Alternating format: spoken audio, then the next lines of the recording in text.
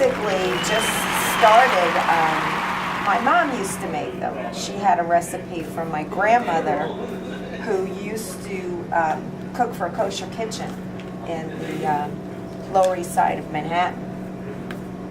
And my grandmother cooked all sorts of Jewish delicacies and delicious stuff. And my mom became an excellent cook just watching her cook.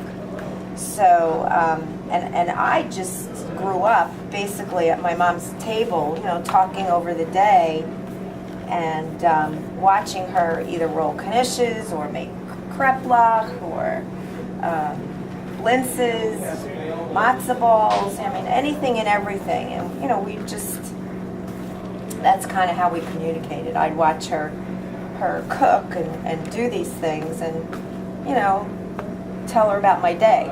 So I think just by osmosis, I learned how to make mostly everything.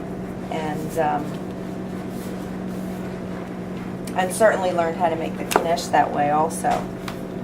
Although the exact recipe was a little puzzling because it was basically my grandmother's way of thinking. So she would put down a glass of flour. I'd have to figure out what the glass was.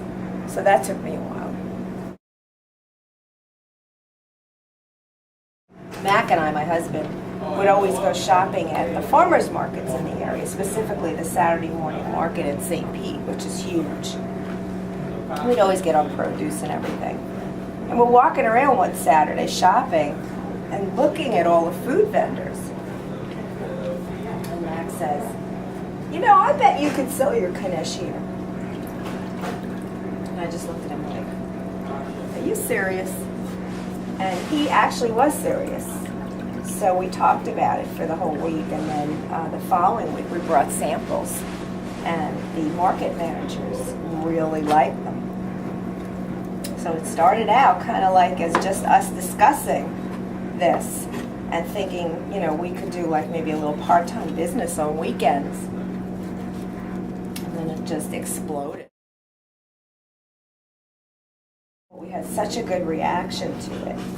People loved them.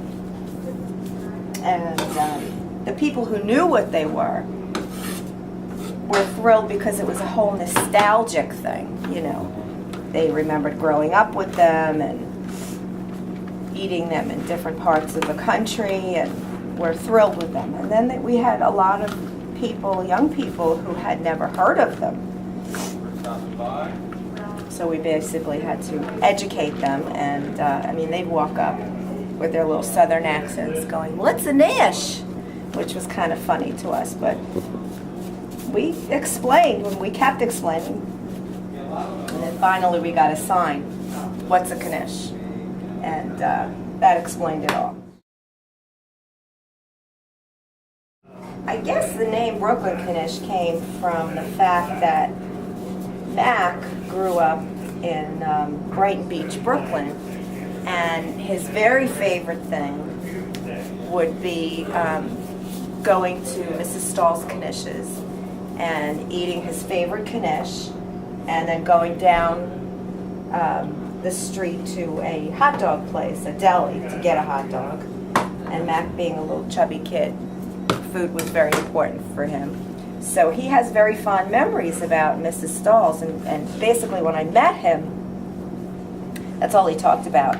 You know, I have to take you to Mrs. Stahl's. They were in business for 86 years, and that was one of the first places he took me for lunch. So when we thought about making this a business of sorts, we thought, you know, what could we call it? And he instantly said, it's got to be called Brooklyn Knish. So that's basically how that name started, you know, out of a nostalgia to him, for him.